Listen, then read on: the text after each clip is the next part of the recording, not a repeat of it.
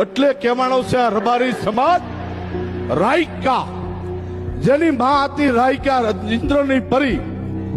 જ્યારે ભગવાન ભોળાનાથે કીધું, માં પાર્વતી કીધું, મારી દીકરી ઇન્દ્રની માનસ સરોવરમાં સ્નાન કરવા આવતી હતી, મર્યું 8. અને એ રત્ના રાયકાના કપડા લઈ લીધા અને માં પાર્વતીને આપ્યા. પછી માં પાર્વતીમાં ઇન્દ્રને અપસરાઈ ગયું, તમારો દીકરો મારા કપડા લઈ ગયો છે, અમે સરોવરમાં સ્નાન કરવા ગયા, પછી તમને કપડા પાછા આપું. ત્યારે માં પાર્વતી કીધું, આમાંથી 8 પરીમાંથી એક પરી વરો મારા દીકરાને. તો રા નામની પરી વરી, એની પરા થઈ, એ આ બધા રાયકા કહેવાય. અને રબારી, રબારી નામ કેમ પડ્યું છે? ગમે તે બારીમાં નીકળી જાય એની નામ રબારી, એની તાકાતી છે.